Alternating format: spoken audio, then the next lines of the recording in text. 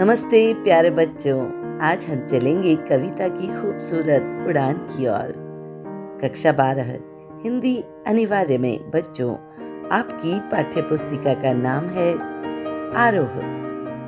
आरोह पुस्तक में एक प्यारी सी कविता है, कविता के बहाने। और बच्चों, इस कविता को लिखने वाले हैं कवि कुंवर नारायण।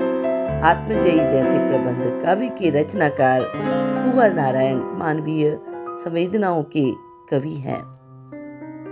कुंवर नारायण के संवेदनशील मन की उपज है आज की हमारी कविता, जिसका नाम है कविता के बहाने। तो बच्चों, आज हम इसी कविता का आनंद लेंगे। वैसे भी बच्चों, मन के उमड़ते घुमड़ते भावों की काव्यमय अभिव्यक्ति को ही तो कविता कहते हैं। तो चलिए पढ़ते हैं इस खूबसूरत कविता को। कविता एक उड़ान है चिड़िया के बहाने। कविता एक उड़ान है चिड़िया के बहाने। कविता की उड़ान भला चिड़िया क्या जाने। बाहर भीतर इस घर उस घर, कविता के पंख लगा उड़ने के माने। चिड़िया क्या जाने। कविता एक खिलना है फूलों के बहाने। कविता का खिलना भला फूल क्या जाने। बाहर भीतर इस घर उस घर, बिना मुरझाए महकने के माने। फूल भला क्या जाने। कविता एक खेल है बच्चों के बहाने। कविता एक खेल है बच्चों के बहाने। बाहर भीतर यह घर वह घर, सब घर एक कर देने के माने। बच्चे ही जाने। सब घर एक कर देने के माने, बच्चे ही जाने। तो बच्चों, कैसी लगी आपको ये प्यारी सी कविता?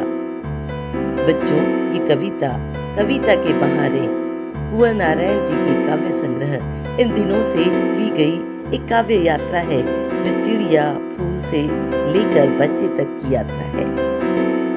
इस कविता में आप पाएंगे एक और प्रकृति है, दूसरी ओर भविष्य की ओर कदम बढ़ाता बच्चा। इस कविता में कवि कविता की तुलना चिड़िया की उड़ान, फूल के खिलने से और बच्चे से करते हैं।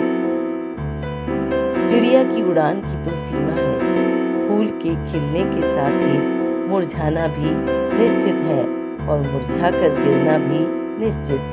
लेकिन कविता की उड़ान व्यापक है, सीमा और समय से परे है। कविता की उड़ान की तरह ही बच्चों के सपने भी असीम है, अपरिमित है, व्यापक है। बच्चों के खेल में किसी भी प्रकार की सीमा नहीं होती। जैसे बच्चों का खेल होता है, वैसे ही कविता में भी शब्दों के खेल में जड़, चेतन, अतीत, वर्तमान और भविष्य सभी उपकरण मात्र हैं। कहने का तात्पर्य है, जहाँ कहीं रचनात्मकता है, जहाँ कहीं भी रचनात्मक ऊर्जा है, वहाँ सीमाओं के बंधन खुद ब खुद टूट जाते हैं। फिर चाहे घर की सीमा हो, भाषा की सीमा या फिर समय की सीमा ही क्यों न हो। बच्चों, कविता को लिखने वाले कवि चले जाते हैं, पर उनकी कविता अमर हो जाती है।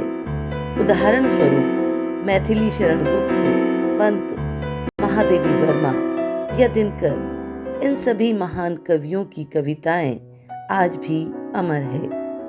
इसीलिए कविता की उड़ान चिड़िया की उड़ान फूलों के खिलने से अधिक व्यापक है। जैसे कविता समय सीमा सभी बंधनों से परे है, वैसे ही बच्चे भी अपने खेल में मगन होकर अपने पराये का भेद भूल जाते हैं। चिड़िया की उड़ान और फूल का खिलना भौतिक है और अस्थायी भी, लेकिन कविता का प्रभाव चिरस्थायी है।